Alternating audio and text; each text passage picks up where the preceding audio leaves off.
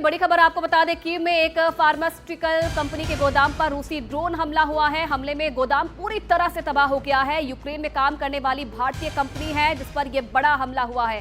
Pharmaceuticals company के गोदाम में रूसी ड्रोन का हमला और इस हमले में गोदाम पूरी तरह से तबाह हो गया है। यूक्रेन में काम करने वाली भारतीय कंपनी है। मौके की तस्वीरें भी आपको दिखा रहे हैं किस तरीके से दवा कंपनी पर रूस ने ये ड्रोन अटैक किया जिसमें बड़ा नुकसान हुआ है। भारतीय कंपनी का ये गोदाम था।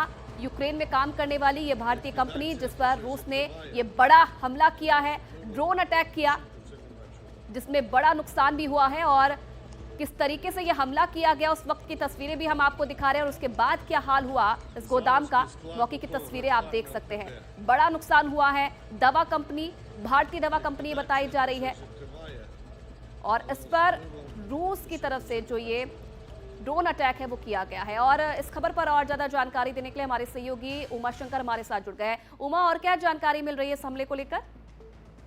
जी देखिए, भारतीय कंपनी है जो दशकों से यूक्रेन में काम कर रही है और उसके गोदाम पर जो कि राजधानी कीव क्षेत्र में ही है, वहां पर ये हमला जो है वो कल किया गया। और इसके बाद जिस तरह से हम तस्वीरों में अपने दर्शकों को दिखा रहे हैं कि वहां पे किस तरह की तबाही मची है और गोदाम जो है पूरी तरह से जल के खाक हो गया है।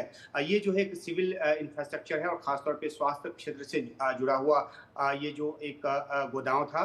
और यहाँ पर हमला करने के बाद जो यूक्रेन की तरफ से ये कहा जा रहा है कि रूस जानबूझकर बार बार ऐसे जो ठिकाने हैं उनको निशाना बना रहा है जो कि लोगों के स्वास्थ्य से जुड़ा हुआ है, क्योंकि ये जो कंपनी है वो जो फार्मास्यूटिकल मार्केट है यूक्रेन का उसके बड़े हिस्से पर इसका इसकी पहुंच है और पूरे यूक्रेन में ये दवा की जो सप्लाई है वो करती है। तो जिस तरह का ये हमला हुआ है और जिस तरह का यहाँ पे नुकसान हुआ है उससे ये सवाल उठ रहा है कि आखिरकार इस तरह के ठिकानों को निशाना बनाकर रूस जो है वो किस तरह का सैन्य जो मकसद है वो हासिल करना चाहता है। हालांकि रूस की तरफ से बार बार ये कहा जाता रहा है कि वो ऐसे ठिकानों को निशाना नहीं बनाता, सिर्फ सैन्य ठिकानों को निशाना बनाता है। लेकिन ये जो तस्वीर है और जो जानकारी वहां से निकलकर सामने आ रही है उसमें साफ तौर पे ये देखने को मिल रहा है कि एक ऐसी कंपनी जो कि वहां यूक्रेन में स्वास्थ्य सेवा के क्षेत्र में दशकों से काम कर रही है, उसको इतना बड़ा नुकसान उठाना पड़ा है।